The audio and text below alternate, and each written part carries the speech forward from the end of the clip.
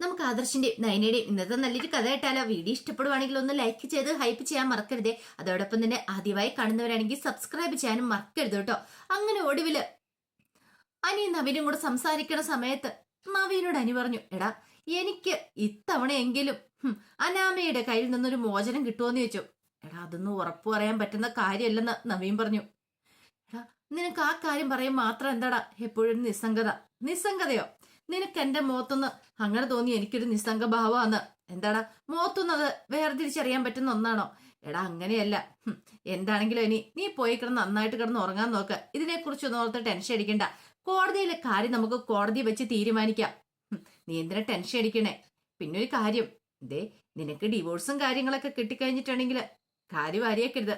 എന്റെ നന്ദുവിന്റെ കാര്യത്തിൽ ഹെൽപ്പ് ചെയ്യണം കേട്ടോ എന്ന് പറഞ്ഞു. അനിയുടെ മനസ്സറിയാൻ വേണ്ടിയിട്ടാണ് നവീന്റെ ഈ സംസാരം. എന്താണ് നീ അങ്ങനെ പറഞ്ഞേ? അല്ല, എന്റെ അമ്മയ്ക്കാണെങ്കിലും നന്ദുവിനെ അത്ര പിടുത്തമില്ലെന്നറിയാലോ. ഇനിയിപ്പൊ അമ്മ എങ്ങാനും സമ്മതിക്കാതെ വന്നു കഴിഞ്ഞിട്ടുണ്ടെങ്കിൽ എനിക്ക് അവളെ രജിസ്റ്റർ മാരേജ് ചെയ്യേണ്ടി വരും. അപ്പോഴേക്കും അനിയുടെ മുഖമൊക്കെ അങ്ങോട്ട് മാറി. നീ ഹെൽപ്പ് ചെയ്യണം കേട്ടോ. ഇപ്പൊ തന്നെ നിങ്ങൾ പൊന്മുടിക്ക് കറങ്ങാൻ പോയ സമയത്ത് ഞാൻ നിങ്ങളെ ഹെൽപ്പ് ചെയ്തില്ലേ എന്ന് പറഞ്ഞ പോലെ നീ എന്നോടൊപ്പം നിൽക്കണം. ആ സമയത്ത് പറ്റില്ല എന്നൊന്നും പറഞ്ഞേക്കരുത്. അതും കൂടെ കേട്ട് ഇനിയിപ്പോ എനിക്ക് ആകെപ്പാടെ ടെൻഷനായി. അനി പറഞ്ഞു, നീ ഒരു കാര്യം ചെയ്യുക, എന്റെ കാര്യത്തിലൊരു തീരുമാനം ഉണ്ടാക്കുക. അവളിൽ നിന്ന് എങ്ങനെയല്ലോ ഒരു മോചനം വാങ്ങിച്ചാട്ട് ബാക്കി കാര്യം പിന്നെയല്ലേന്ന് ചോദിച്ചു. എങ്കിലും അങ്ങനെ ആയിക്കോട്ടെ എന്ന് പറഞ്ഞു. അങ്ങനെ അനി അങ്ങോട്ട് പോകുമ്പോഴത്തേനും നവീൻ മനസ്സിൽ പറഞ്ഞു, നിനക്ക് ഇതുവരായിട്ട് എന്നെ മനസ്സിലായിട്ടില്ല, അതാ നീ ഇങ്ങനെ ചിന്തിക്കണത്. അല്ലെങ്കിൽ നീ ഇങ്ങനെ ഒരിക്കലും ചിന്തിക്കില്ലായിരുന്നു. കുറച്ച് കഴിഞ്ഞപ്പോ ആദർശും നയനയും കൂടെ സംസാരിച്ചിരിക്കുകയാണ്. അപ്പോഴേക്കും ആദർശ് പറഞ്ഞു, ഇതുപോലെയുള്ള ഡിസൈനൊക്കെ ഇന്നത്തെ കാലത്തെ പെൺകുട്ടികൾക്ക് ആവശ്യം. കാരണം അവർ ഇന്നത്തെ കാലത്ത് കൂടുതലായിട്ട് ഇങ്ങനെ ആഭരണമൊന്നും ധരിച്ചെടുക്കാൻ ആഗ്രഹിക്കുന്നില്ല. നയന പറഞ്ഞു, അതുകൊണ്ടല്ലേ ആദർശേട്ടാ ഞാൻ ചെറിയ ചെറിയ മോഡൽ ഡിസൈനിങ് കാര്യങ്ങളൊക്കെ ഇങ്ങനെ ഡിസൈൻ ചെയ്തതെന്ന് പറഞ്ഞു. ചെറിയ ചെറിയ മോഡലുകളൊക്കെ. അപ്പോഴാണ് അനിയുടെ വരവ്. അനി അങ്ങോട്ട് കയറിപ്പോകാൻ തുടങ്ങിയപ്പോഴത്തേനും ആദർശ് പറഞ്ഞു, നീ ഇത് എവിടെ ചുറ്റിത്തിരിഞ്ഞ് കിടക്കുക? ഓണമാവാൻ പോവാ, അറിയാലോ. നീ നിൽക്കുന്ന ബ്രാഞ്ചിലായിരിക്കണം ഏറ്റവും കൂടുതൽ സെയിൽ നടക്കണ്ടേ. ആദർശേട്ടാ അതൊന്നും എന്റെ മനസ്സിലില്ല. പിന്നെയോ എന്റെ മനസ്സിൽ ഇപ്പോൾ ഉള്ള എന്താണെന്നറിയാവോ? മറ്റന്നാള് കുടുംബ കോടതി ഡിവോഴ്സ് കേസ് വരുവാണ്. എനിക്ക് എങ്ങനെയെങ്കിലും ഡിവോഴ്സ് കിട്ടണം, അനാമയിൽ നിന്നൊരു മോചനം കിട്ടണം. എടാ അതിന് നവീൻ ഉണ്ടല്ലോ, അവൻ വാദിക്കൂലോ. എനിക്ക് പക്ഷെ ആ വിശ്വാസം ഇല്ല. അതെന്താടാ ഇപ്പൊ അങ്ങനെ പറഞ്ഞേ? അതെ, ഒരു പ്രശ്നമുണ്ട് എന്ന് പറഞ്ഞു. പ്രശ്നം? എന്ത് പ്രശ്നം? അത് പിന്നെ നിങ്ങളോട് രണ്ടുപേരുടെ ഞാൻ മറച്ചു വെച്ചാ.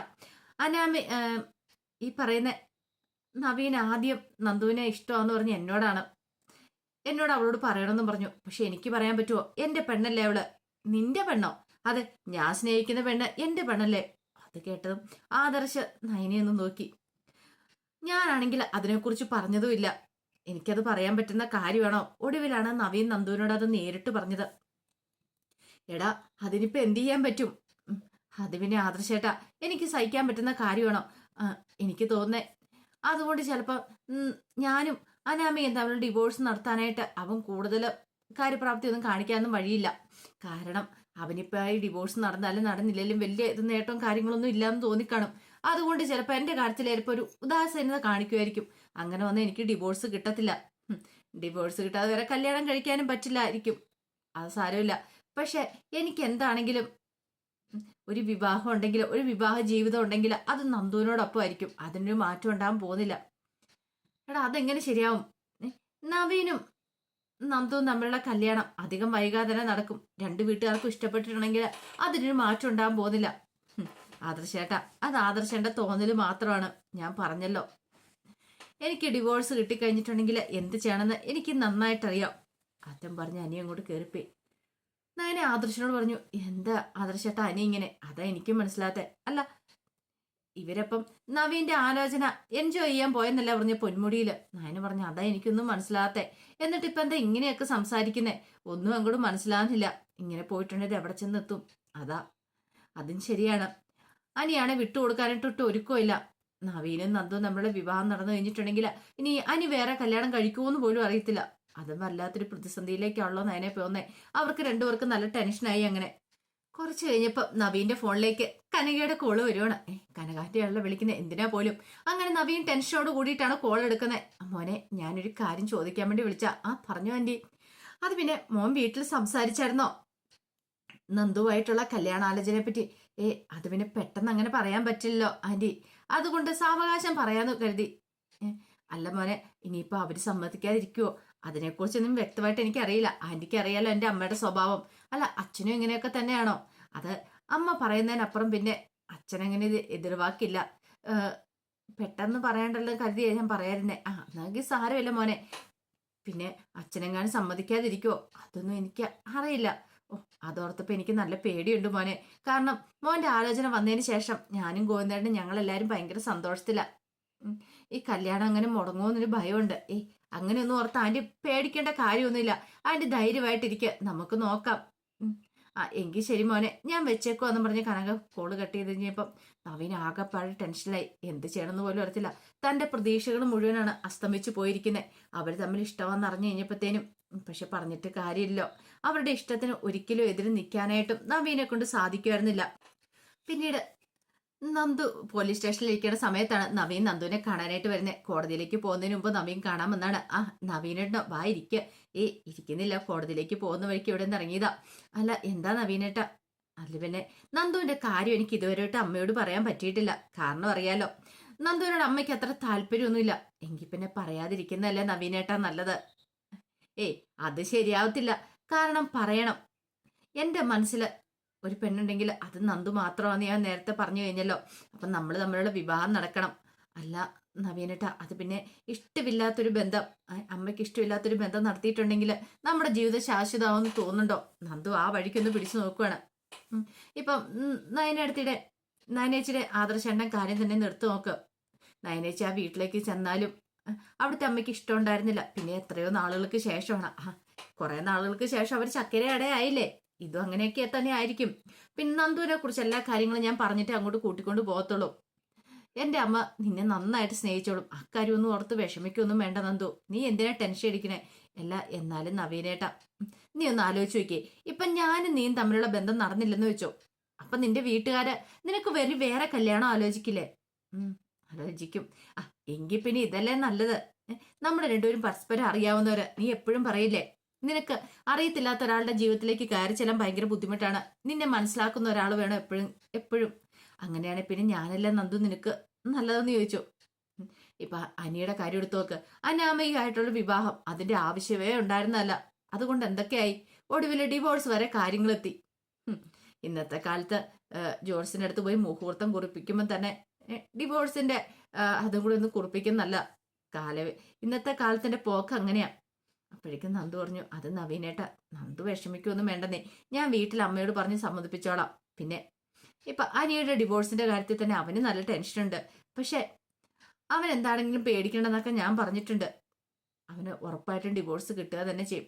അവന്റെ വിശ്വാസക്കുറവും കാര്യങ്ങളൊക്കെയാ. എന്താണെങ്കിലും ഇതങ്ങനെ അങ്ങോട്ട് പോട്ടെ. നന്ദു ധൈര്യമായിട്ട് ഇരിക്കും കേട്ടോ.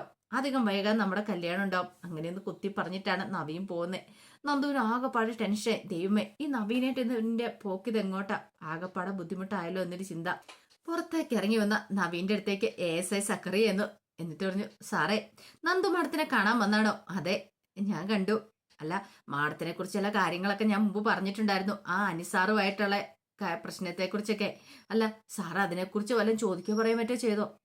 ഞാൻ അതിനെക്കുറിച്ചൊന്നും ചോദിച്ചില്ല. അതൊക്കെ തന്റെ തെറ്റിദ്ധാരണ മാത്രമാ. അവർ തമ്മിൽ അങ്ങനെയൊന്നുമില്ല, അവര് ഫ്രണ്ട്സാന്ന് പറഞ്ഞു. അല്ല സാറേ, എനിക്ക് ഉറപ്പാ. എടോ, അങ്ങനെയൊന്നും ഇല്ല. ഞാനാണ് നന്ദുവിനെ കല്യാണം കഴിക്കാൻ പോകുന്നത്. സാറോ? അതേനെ, ഞങ്ങൾ തമ്മിലുള്ള വിവാഹം അധികം വൈകാതെ നടക്കും. അല്ല, അതിന് നന്ദുമാടെ സമ്മതിച്ചോ? സമ്മതിച്ചെന്നേ. പിന്നെന്താ കുഴപ്പം? തനിക്ക് എന്താ വിശ്വാസം വരുന്നില്ലേ എന്ന് ചോദിച്ചു. അല്ല, അത് പിന്നെ ASIക്ക് ആകെപ്പാടെ കൺഫ്യൂഷനായി. അങ്ങനെ നവീൻ ഒരു ചിരിയൊക്കെ പാസ്സാക്കിയിട്ട് അങ്ങോട്ട് പുറത്തേക്ക് ഇറങ്ങി. നവീൻ മനസ്സിൽ പറഞ്ഞു, എത്രയും പെട്ടെന്ന് തന്നെ അനിയൻ നന്ദുവിനെയും തമ്മിൽ ഒന്നിപ്പിക്കണം. ഒരുപക്ഷെ താൻ പിന്മാറി നിറഞ്ഞു കഴിഞ്ഞിട്ടുണ്ടെങ്കിൽ നന്ദുവിന് വേറെ ആലോചന വരും. അതൊരു കാരണവശാലും പാടില്ല. അങ്ങനെ നവീൻ അവിടുന്ന് പോവണം. ആ സമയം ASI സക്രിയ നന്ദുവിന്റെ ഇരയിലേക്ക് വന്നു. എന്താടോ? അത് പിന്നെ സാറിന്റെ അല്ല മാഡത്തിന്റെ കല്യാണം ഉടനെ ഉണ്ടായിരിക്കുമല്ലേ എന്ന് ചോദിച്ചു. എന്താ, താൻ എന്നെ കൊണ്ട് വിവാഹം കഴിപ്പിക്കാൻ പോകണം? അല്ല, അത് പിന്നെ ഞാനേ നവീൻ വക്കീലിനെ കണ്ടിട്ടുണ്ടായിരുന്നു. വക്കീൽ സാറാ പറഞ്ഞത് നിങ്ങളുടെ വിവാഹം ഉടനെ കാണുന്നു. അപ്പോഴേക്കും നന്ദുങ്ങ് ചാടി എഴുന്നേറ്റു. തനിക്ക് എന്താടോ ഇവിടെ ഒരു ജോലിയില്ലേ? തനിക്കൊന്നും ഒരു ജോലി ഇല്ലാത്തോണ്ടാണല്ലോ ഇങ്ങനെ കല്യാണക്കാര്യം പറഞ്ഞിട്ട് വന്നിരിക്കുന്നത്. താൻ എന്താ ബ്രോക്കർ പണിയും തുടങ്ങിയോ? ഒരു കാര്യം ഞാൻ പറഞ്ഞേക്കാം, എവിടെ ഇഷ്ടം പോലെ ജോലിയുണ്ട്. അതൊക്കെ ഏറ്റെടുത്ത് ചെയ്യുവാണെങ്കിൽ ഇതിനൊന്നും തനിക്ക് സമയം കാണത്തില്ല. ഒന്ന് പോയിക്കോണം അവിടുന്ന്. അതും പറഞ്ഞ് നന്ദു ദേഷ്യപ്പെട്ട് കഴിഞ്ഞപ്പോ ASI ഒന്നും മിണ്ടാതെ അങ്ങോട്ട് പോയി. കുറച്ച് കഴിഞ്ഞപ്പോൾ ആദർശം നയനയും കൂടെ കമ്പനിയിലേക്ക് പോകുന്ന സമയത്ത് ആദർശ് പറഞ്ഞു, പെണ്ണിനെ പെണ്ണിനെ ചൊല്ലി എത്രമാത്രം യുദ്ധങ്ങളും കാര്യങ്ങളും ഉണ്ടായിരിക്കുന്നേ, ഇപ്പോഴും അതിനൊരു മാറ്റമില്ല. അനിയും നവീനും ആണെങ്കിൽ നന്ദുവിന് വേണ്ടിയിട്ട് രണ്ടുപേരും ഒരേപോലെ തന്നെ. അപ്പോഴേക്കും നയന പറഞ്ഞു, അത് ശരിയാ ആദർശേട്ടാ, പക്ഷെ എങ്കില് ഇത് എവിടെ ചെന്ന് അവസാനിക്കുമെന്ന് എനിക്കറിയില്ല. ആദർശ് പറഞ്ഞു, നവീന്റെ ആലോചന അത് വന്നതിന് ശേഷം നിന്റെ അച്ഛനും അമ്മയ്ക്ക് ഭയങ്കര സന്തോഷത്തിലാന്നല്ലേ പറഞ്ഞേ? അതെ, അവർക്ക് ഭയങ്കര സന്തോഷമാണ്, എത്രയും പെട്ടെന്ന് തന്നെ ഈ കല്യാണം നടത്തണമെന്നാ. പക്ഷേ എങ്കില് അനിയുടെ കാര്യം ഓർക്കുമ്പോഴെനിക്ക് അനി എങ്ങാനും നന്ദുവിന്റെ കല്യാണം കഴിഞ്ഞിട്ടുണ്ടെങ്കിൽ വേറെ കല്യാണം പോലും കഴിക്കില്ലെന്നല്ലേ പറയണേ. ആദർശ് പറഞ്ഞു, അത് ശരിയാ, അവര് പൊന്മുടിക്കൊക്കെ ട്രിപ്പ് പോയി, അത് പോലും ഇപ്പൊ എനിക്ക് തോന്നുന്നുണ്ട് ഒരു കപടതയാണോന്ന്. അതെന്താ ആദർശേട്ടാ അങ്ങനെ പറഞ്ഞേ? ഏയ്, എന്റെ മനസ്സിൽ ചില സംശയങ്ങളൊക്കെ ഉണ്ട്. എന്നാ എനിക്ക് അതിന്റെ അർത്ഥം എന്താന്ന് മാത്രം മനസ്സിലായില്ല. കുറച്ച് കഴിഞ്ഞപ്പം കനക ക്ഷേത്രത്തിൽ പോയി വീട്ടിലേക്ക് വരുമ്പോഴത്തേനും ഗോവിന്ദൻ എന്തായി കാര്യങ്ങള്? ജാതകങ്ങൾ തമ്മിൽ അത്ര വലിയ ചേർച്ചയൊന്നുമില്ലെന്നാ പറഞ്ഞേ. പിന്നെ പൂജകളും വഴിപാടുകളൊക്കെ നടത്തുവാണെങ്കിൽ ഒരുവിധം ജാതകദോഷമൊക്കെ മാറ്റിയെടുക്കാന്ന് ജ്യോത്സ്യർ പറഞ്ഞേ. ആണോ? എങ്കിൽ പിന്നെ ആ വഴിക്ക് നീക്കൂടെ? പിന്നെ പ്രശ്നം വെച്ച് നോക്കിക്കഴിഞ്ഞപ്പോൾ ഒരു കാര്യം കൂടി ജ്യോത്സ്യർ പറഞ്ഞു. അതെന്താ? നന്ദുവിന്റെ മനസ്സിൽ ആരാണോ ഉള്ളത് അയാളുമായിട്ടുള്ള വിവാഹം നടക്കുള്ളൂ ഗോവിന്ദേട്ടാ. അത് കേട്ടത് ഞാൻ തകർന്നു പോയെന്ന് പറഞ്ഞു. ഗോവിന്ദനും വല്ലാത്തൊരു വിഷമത്തോടെ കൂടി നോക്കുവാണ്. അപ്പൊ അതിന്റെ കഥകളൊക്കെ എന്ന് കാണുന്നത്. ഇതിന്റെ ബാക്കി വിശേഷങ്ങളുമായിട്ട് വൈകുന്നേരത്തെ പ്രമോയി വരാട്ടോ. ഒരിക്കൽ കൂടി എല്ലാവർക്കും ശുഭദിനം നേർന്നുകൊണ്ട് നിർത്തുന്നു.